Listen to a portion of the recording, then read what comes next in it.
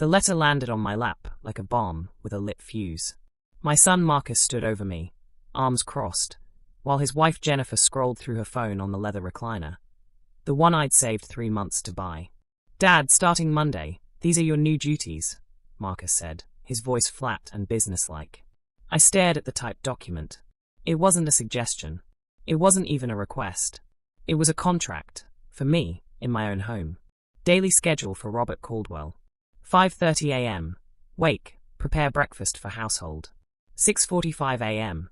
Drive grandchildren to school. 8 a.m. Return home, begin laundry. 9 a.m. Vacuum and dust all rooms. 11 a.m. Prepare lunch. 1 p.m. Grocery shopping, use your social security check. 3 p.m. Pick up grandchildren from school. 4 p.m. Homework supervision. 6 p.m. Prepare dinner. 8 p.m. Clean kitchen. 9 p.m. Prepare next day's lunches. The list continued with weekend duties that made my head spin. "And obviously," Jennifer added without looking up, "you'll be covering all household expenses. Utilities, groceries, internet, everything. That's what your social security is for, right?" I'm 68 years old. I spent 42 years as a construction foreman. I saved every dime to buy this 3-bedroom house in Dallas 15 years ago. After my wife Sarah died, this house was all I had left of the life we built together. "What if I say no?" I asked, my voice barely above a whisper.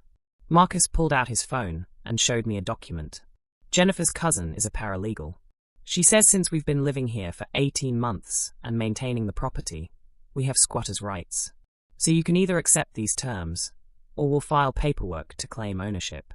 Your choice. My hands trembled. "You take my house?" "We're not taking anything, Dad," Marcus said, his tone suggesting I was being unreasonable. "We're offering you a place to stay.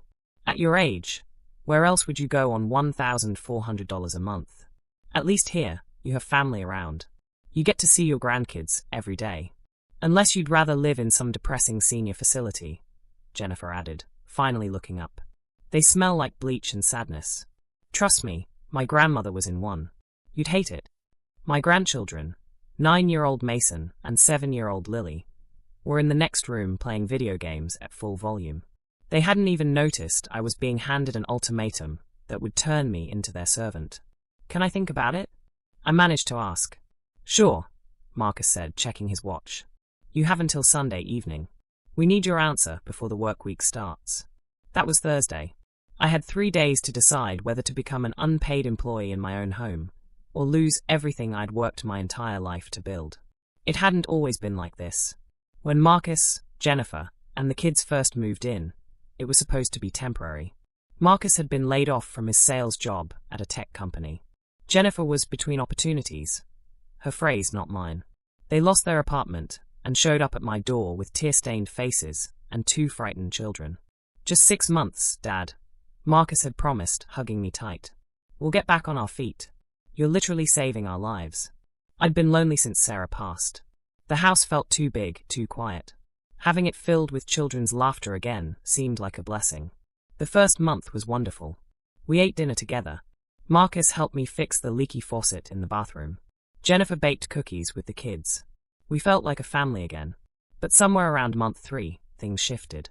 Marcus found a new job, remote customer service that paid less than his old position, but allowed him to work from home in his pajamas. Jennifer started an online business that seemed to involve mostly posting on social media and shopping for inventory that never materialized. The helpful son, who'd fixed my faucet, gradually became the permanent occupant of my favorite chair. The daughter-in-law, who'd baked cookies, began treating my kitchen like her personal restaurant, leaving dishes for me to clean. By month 6, when I gently suggested they might want to start looking for their own place again, Marcus acted offended. "Dad, we're barely making ends meet. You want us to struggle just so you can have the house to yourself? That's pretty selfish." I'd backed down. After all, they were family. What kind of father would I be to put them out when they were struggling? By month 12, I was doing all the cooking. By month 15, I was doing all the cleaning, all the shopping, paying for all the groceries while Marcus and Jennifer's paychecks went into their emergency savings account. And now, at 18 months, they'd made it official. I wasn't the father anymore. I wasn't even the homeowner. I was the help. That Friday morning, I woke at 5:30 a.m., not because the schedule demanded it yet, but because I couldn't sleep. The weight of the decision pressed on my chest like a concrete block. I made coffee and sat in the dim kitchen, watching the sun rise through the window over the sink. This was my house. I'd picked out every cabinet, painted every wall, laid the tile floor with Sarah by my side, both of us laughing when we made mistakes. Now my son was telling me I could only stay if I worked for free and paid for the privilege. "Grandpa, I'm hungry." Mason stood in the doorway, his hair sticking up in every direction. He was wearing the expensive gaming headset Jennifer had bought him last month, probably $150 I'd never see again. "Morning, buddy," I said, pushing myself up from the chair. "How about some eggs? Can you make those cheesy ones? With the peppers?" "Sure thing." As I cooked, Mason sat at the table scrolling through a tablet. He didn't ask about my day or tell me about his. I'd become background noise in his life, the guy who made food appear. Jennifer came down next, already on her phone. "Robert, we need more almond milk. The vanilla kind, not the unsweetened. And those organic protein bars Lily likes. Can you grab them today?" "Not please." "Not would you mind. Just can you grab them?" A statement phrased as a question. "Sure," I said, though I'd already spent $300 this month on groceries for people who weren't paying rent. Marcus appeared around 7 a.m., looking frustrated. "Dad, the hot water wasn't hot enough for my shower. Did you pay the gas bill?" "I paid it Tuesday." "Well, something's wrong. Can you call the company and fix it?" Another task for my invisible schedule. Another problem that was somehow my responsibility to solve. After they'd all eaten the breakfast I'd prepared, I sat alone at the table with my now cold coffee, staring at that contract on the counter. I thought about my old friend Tommy, who lived 2 blocks over. He'd mentioned last month that his son had moved in temporarily 5 years ago and never left. Tommy now slept in the converted garage, while his son and daughter-in-law occupied the master bedroom. "That's not going to be me," I'd told Tommy, feeling superior. If my kid ever tried that, I'd put my foot down. Now here I was, about to sign away my dignity to avoid confrontation. Patricia Suarez arrived at a coffee shop 3 blocks from my house on Saturday morning. She was in her mid-50s, with graying hair pulled into a neat bun and eyes that had clearly seen every kind of family dysfunction imaginable. "Thank you for meeting me, Mr. Caldwell," she said, shaking my hand firmly. "I know this isn't easy." For 20 minutes, I told her everything. The gradual takeover, the expenses, the invisible labor, the threats about squatters' rights. I even showed her the schedule they'd given me. Patricia's expression remained neutral throughout, but I saw her jaw tighten when I got to the part about losing my house. "Mr. Caldwell, may I call you Robert?" I nodded. "Robert, what you're describing is a textbook case of elder financial exploitation. It's also emotional abuse. The threats about squatters' rights are likely baseless, but they serve their purpose. They scare you into compliance." "But they're my family," I said weakly. "My son, my grandchildren. Family members commit the majority of elder abuse cases," Patricia said gently. "Love doesn't make exploitation acceptable. In fact, it makes it worse, because the victim feels guilty for wanting it to stop." She pulled out a business card. "This is an attorney who specializes in elder law. Her name is Rachel Chen. She does free consultations for cases like yours. I think you should talk to her. I can't afford a lawyer. Rachel works on a sliding scale. And honestly, Robert, you can't afford not to talk to her. Because right now, you're one signature away from losing everything, including your self-respect." Monday morning, Rachel Chen called me back after I'd left a voicemail Sunday night. "Mr. Caldwell, I reviewed the photos you sent of that scheduled document. I need to be very clear with you.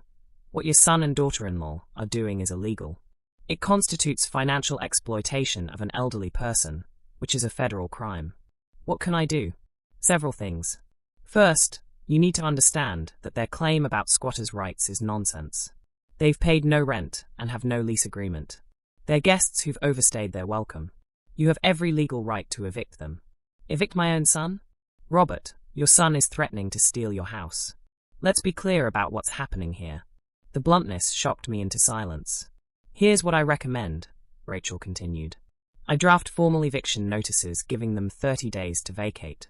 The notices will also make clear that any further threats or coercion will result in criminal charges for elder abuse. I can have these ready by tomorrow. My fee is $500 flat, and that includes all documentation and one follow-up consultation. $500. 1 month's worth of groceries I'd been buying for people who gave me nothing in return. Do it, I said. Tuesday evening, I served them the papers at dinner. I'd made spaghetti, their favorite, and waited until everyone had full plates before I pulled out the envelopes. What's this? Marcus asked, wiping sauce from his mouth. Legal notices. You have 30 days to find other accommodations. The silence was deafening. Jennifer's fork clattered against her plate. You're joking, Marcus finally said. I'm not. Dad, we can't just leave. Where are we supposed to go? That's not my problem to solve. Not your. Marcus stood up, his face reddening. We're your family. Your grandchildren. You're going to put kids on the street. You were going to take my house, I replied calmly, though my heart was hammering. You gave me a schedule and told me I could either be your servant or lose everything. Don't act like you're the victim here. Jennifer snatched the papers and started reading, her eyes widening. You hired a lawyer? To sue your own son. I hired a lawyer to protect myself from people who were exploiting me. That those people happen to be my son and daughter-in-law is unfortunate, but it doesn't change the facts. Grandpa, why are you being mean? Lily asked, her eyes filling with tears. That hit me hard. But I'd prepared for this. I'm not being mean, sweetheart. I'm standing up for myself. Your parents need to find their own place to live, and I'm going to keep living in mine. You'll still see me. This isn't goodbye. Like hell it isn't, Marcus spat. You do this, Dad, and we're done. You'll never see your grandkids again. Is that what you want? The threat hung in the air. Rachel had warned me this would happen. They'll use the children as weapons, she'd said. Don't give in. Courts don't look kindly on parents who weaponize grandchildren. Marcus, I said quietly, if you choose to keep my grandchildren from me, because I won't let you steal my house, that says everything about you and nothing about me. The next 3 weeks were the worst of my life. Marcus and Jennifer didn't speak to me except through hostile notes left on the kitchen counter. They poisoned the children against me. I'd hear them through the walls explaining how Grandpa is being selfish, and Grandpa doesn't love us anymore. Jennifer maxed out my credit card. I discovered she'd gotten the number months ago, for emergencies, charging $3,000 worth of moving expenses and new furniture for whatever place they were going to. I reported it as fraud, which only escalated the warfare. Marcus started having loud phone conversations about what a terrible father I was, timing them for when he knew I could hear. He told relatives I was having mental problems and not fit to live alone. But I didn't back down. Rachel had advised me to document everything, so I kept a journal. I took photos of damage they did to the house out of spite. A broken lamp, mysterious stains on the carpet, a kicked-in closet door. Tommy came by one evening and found me sitting on the porch, exhausted. Heard you're kicking them out, he said, settling into the chair beside me. News travels fast. Good for you, Robert. I wish I'd had the guts to do what you're doing. Doesn't feel good. Feels like I'm losing my family. No, Tommy said firmly. You're losing people who were using you. Family doesn't treat family like that. My son. He finally left last year. Not because I kicked him out, but because his girlfriend got tired of how he treated me. You know what he said when he moved? He said, "You should have thrown me out years ago, Dad. I didn't respect you because you didn't respect yourself." Those were his actual words. I thought about that for a long time after Tommy left. Moving day arrived on a cold morning in early March. Marcus had rented a U-Haul and hired 2 guys from a moving company. They worked in silence, hauling boxes and furniture, while I stayed out of the way in the kitchen. Jennifer made a show of taking things I'd never agreed she could have. My wife's good china, some of my tools from the garage, even a framed photo of Sarah and me from our honeymoon. That's not yours, I said quietly when I saw the photo in her hands. It's of Marcus's mother. He has a right to it. It's from my honeymoon, before Marcus was born. Put it back. We stared at each other for a long moment. Finally, she slammed it down on the counter, so hard the glass cracked. There. Happy now? The children were red-eyed and confused. Lily had been crying all morning. Mason wouldn't even look at me. Buddy. I tried approaching him. You know you can call me anytime. We can still. Leave him alone, Marcus snapped, pulling Mason away. You've done enough damage. By noon, they were gone. The house was suddenly, painfully empty. I walked through the rooms, looking at the spaces where their furniture had been. Dents in the carpet. Nail holes in the walls. The place smelled different, stale, like old grief. In my bedroom, which I'd finally gotten back, I sat on the edge of the bed Sarah and I had shared for 40 years. I'd fought for this. I'd stood up for myself. So why did I feel so hollow? The first week was the hardest. I kept expecting to hear Mason's footsteps thundering down the stairs, or Lily's voice calling Grandpa from the other room. Instead, there was only silence. I'd wake up at 5:30 a.m. from pure habit. Then remember I didn't have to. I could sleep until 7 o'clock, 8 o'clock, even 9 o'clock if I wanted. But the freedom felt empty. Patricia from Adult Protective Services called to check on me. How are you holding up, Robert? I'm fine, I lied. It's okay not to be fine. What you did took tremendous courage, but that doesn't mean it doesn't hurt. I lost my grandchildren. You lost access to your grandchildren, she corrected gently. That's different. And it might not be permanent. Children grow up. They understand things eventually. Right now, they're being told a story by their parents. Someday, they'll be old enough to question that story. That could be years from now. It could be. But the alternative was letting yourself be abused for years to come. You made the right choice, Robert. Healing just takes time. 2 weeks after they'd left, I found an envelope shoved under a loose floorboard in the closet they'd been using. It must have fallen there during the move. Inside were bank statements. Jennifer's name, but an account I'd never seen before. The balance made my stomach drop. $47,000. I stared at the numbers, unable to process what I was seeing. They had $47,000 saved while claiming they couldn't afford rent, while I was spending my Social Security check on their food. There were other documents in the envelope. Plans for purchasing a house in Austin. A 3-bedroom with a pool, listed at $280,000. They'd been pre-approved for a mortgage. There was an email from Marcus to Jennifer dated 3 months earlier. Another few months of living rent-free, and we'll have enough for the 20% down payment. The old man is so easy to manipulate. Just keep crying poor, and he'll keep paying for everything. By summer, we'll be in our own place and never have to deal with him again.